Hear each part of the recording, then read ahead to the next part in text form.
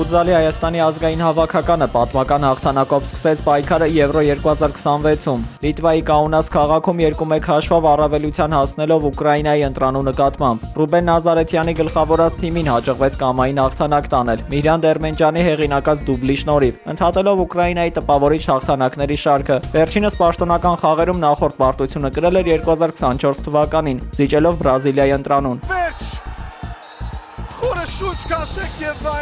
Այս փառահեղ մեկնարկից հետո մեր հավաքականը մրցաշարի երկրորդ տուրում ուժերը կչափի Չեխիայի ընտրանու հետ։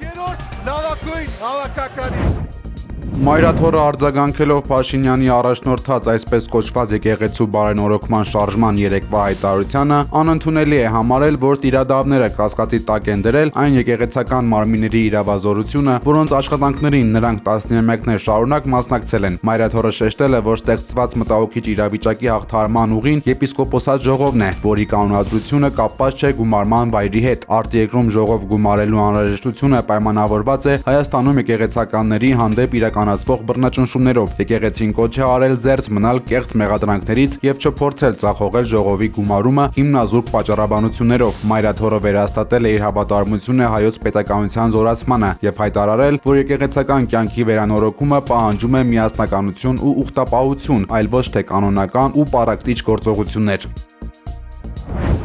Երևանի ընդհանուր իրավասության Շենգավիթի դատարանում շարունակվում է Սրբազան շարժման անդամների գործով դատական նիստը։ Բագրատ Սրբազանը նիստի ընթացքում իր դեմ հարուցված 35 հատորանոց քրեական գործը անվանել է փնթի եւ զուրկ փորձաքննական հիմքերից։ Սրբազանը շեշտել է, որ 7 ամսվա կալանքի ընթացքում չի իրականացվել որևէ ձեռագրաբանական կամ ձայնային քննություն, ինչը պատմության մեջ չլսված երևույթ է։ Քանի այս իշխանությունը գոյություն ունի,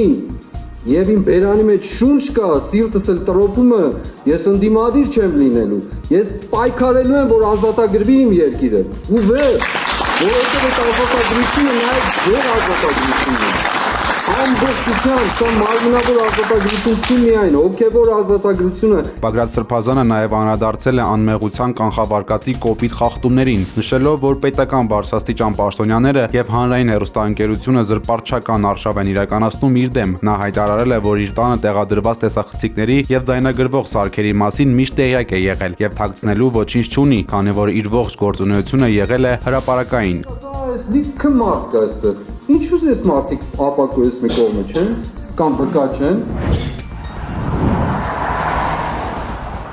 Կրեմլում ավելի քան 3 ժամ անց ավարտվել է Ռուսաստանի Դաշնության նախագահ Վլադիմիր Պուտինի եւ ամերիկյան պատվիրակության փակ հանդիպումը։ Ամերիկյան կողմից հանդիպմանը մասնակցել են ԱՄՆ հատուկ բանագնաց Սթիվ Ուիթքոֆն ու Դոնալդ Թրամփի փեսան Ջարեդ Քուշները։ Կողմերը քննարկել են Ուկրաինայի տարածքային հարցը, ինչպես նաեւ պայմանավորվել շարունակել շփումները եռակողմ ձևաչափով Կիևի մասնակցությամբ։ Ռուսաստանի Դաշնության նախագահի օգնական Յուրի Ուշակովը հայտնել է, որ առանց Ուկրաինայի եւ Ռուսաստանի տարածքային հարցի լուծման անհնար է դադարեցնել շուրջ 4 տարի շարունակվող հակամարտությունը։ Հանդիպման ավարտին նախագահի օգնականը հայտարարել է, որ Ռուսաստանի, ԱՄՆ-ի եւ Ուկրաինայի միջև անվտանգության հարցերով եռակողմ առաջին հանդիպումը տեղի կունենա ուրբաթ Աբու Դաբիում։ Կրեմլում հանդիպել են Ռուսաստանի եւ Պաղեստինի նախագահները։ Պուտինը հայտարարել է, որ իրենք պատրաստ են $1 միլիարդ ուղղել խաղաղության խորհրդին պաղեստինցի ժողովրդին աջակցելու համար։ Գումարը պետք է ծախսվի Գազայի վերականգնման, Պաղեստինի խնդիրների լուծման համար։ Պուտինի խոսքով դա այն գումարն է, որը սառեցված է Միացյալ Նահանգներում։ Կարծում եմ, որ դա միանգամայն հնարավոր է, ասել է Դաշնության ղեկավարը։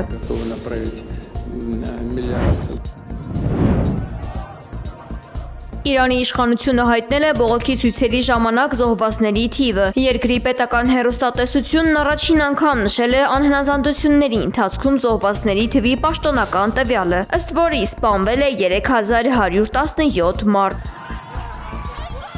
Զոհվածների թվում կան խաղաղ բնակիչներ եւ անվտանգության ուժերի աշխատակիցներ, որոնք իշխանությունների պնդմամբ դարձել են զինված ահաբեկչական խմբավորումների զոհ։ Սրան զուգահեռ Հրանայի իրավապաշտպան կազմակերպությունը հայտնել է, որ բողոքի ցույցերի դաժան ճնշման հետևանքով երկրում կա մոտ 4900 զոհ։ Միացյալ Նահանգները վերահաստատել է իր աջակցությունը Սիրիայի հյուսիսում հրադադարի պահպանմանը, կոչ անելով կառավարությանը եւ քրդական ուժերին իրականացնել վստահության ամրապնդման միջոցառումներ, տևական կայունություն հաստատելու նպատակով։ Միացյալ Նահանգների հատուկ բանագնաց Թոմ Բարաքը ավելի վաղ հայտարարել էր, որ քրդական ուժերը սպառել են իսլամական պետության դեմ պայքարի հիմնական դաշնակցի իրենց դերը, սատարելով նրանց ինտեգրումը Սիրիայի պետական կառույցներին անցումային շրջանի նախագահ Ահմեդ Ալ-Շարայի առաջնորդությամբ։ Զուգահեռաբար սիրիական կառավարական ուժերը վերահսկողություն են հաստատել նախկինում քրդերի տիրապետության տակ գտնվող ռազմավարական տարածքների, այդ թվում խոշոր նավթահանքերի եւ բանտերի նկատմամբ։ Անվտանգության նկատառումներից ելնելով եւ զանգվածային փախուստները կանխելու նպատակով Միացյալ Նահանգները սկսել է իսլամական պետության հետ կապ ունեցող շուրջ 7000 կալանավորի տեղափոխումը Սիրիայի հյուսիս-արևելքից Իրաքի պետական ուղիչ հիմնարկներ։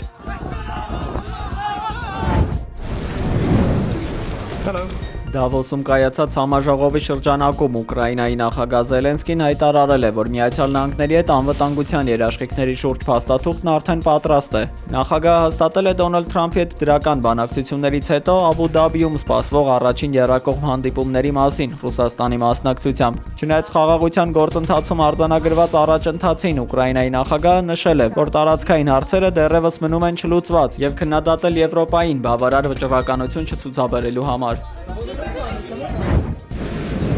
Մինչ համաշխարհային առաջնորդները Դավոսում քննարկում են Ուկրաինայում պատերազմի դադարեցման ուղիները, հավաքական արևմուտքն ուժեղացնում է ճնշումը Ռուսաստանի նկատմամբ, թե դիվանագիտական, թե գործնական մակարդակներում։ Ֆրանսիան եւ Մեծ Բրիտանիան համատեղ գործողություն են իրականացրել Միջերկրական ծովում, կալանելով ռուսական ստվերային նավատորմի նավթակիրը, որը ըստ հաղորդվող տվյալների փորձում էր շրջանցել պատժամիջոցները պատերազմը ֆինանսավորելու համար։ Այս համակարգված ջանքերն ուղղված են Ռուսաստանի տնտեսական հնարավորությունների սահմանափակմանը եւ Ուկրաինայի վերակառուցման ու անվտանգության երաշխիքների ապահովմանը։